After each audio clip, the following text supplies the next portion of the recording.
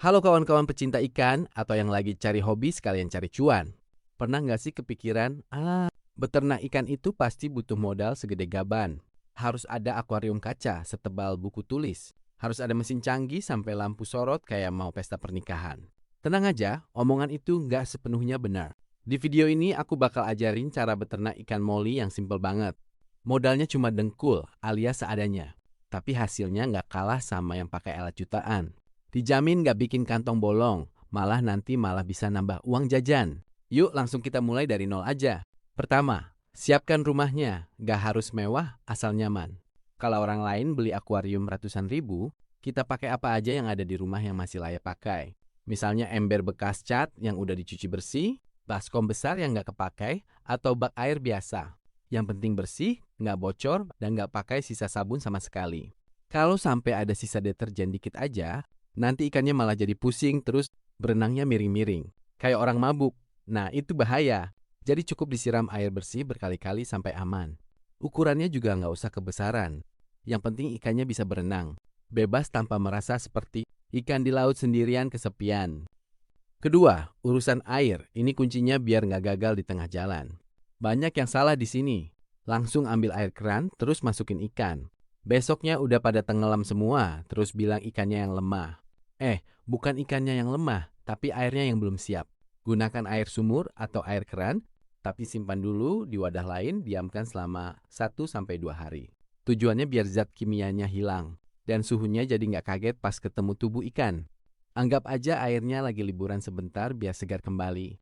Nanti pas udah jalan, nggak perlu ganti air semuanya tiap hari. Cukup buang sekitar 1/4 bagian air yang kotor, terus tambah yang baru. Anggap aja kita mandi, nggak perlu ganti kulit kan? Cukup bersih-bersih aja, udah segar. Ketiga, cari pasangan yang sehat, biar keturunannya jago. Nah, ini penting. Cari ikan gupi yang badannya sehat, berenangnya lincah kayak yang lagi dikejar tagih utang. Sisiknya rapi, nggak ada yang rusak. Nggak perlu cari yang harganya selangit kayak artis. Yang penting badannya sehat dan semangat hidup. Caranya pasangannya, 1 betina cukup 2 jantan. Jangan kebanyakan jantan, nanti betinanya kelelahan terus malah sakit. Kayak punya banyak pacar tapi nggak ada yang serius. Dengan rasio gitu, biasanya pembuahan bakal lancar jaya. Keempat, makanannya enak dan murah. Ikan jadi gemuk sehat. Jangan berpikir harus beli pakan impor yang harganya bikin melongo.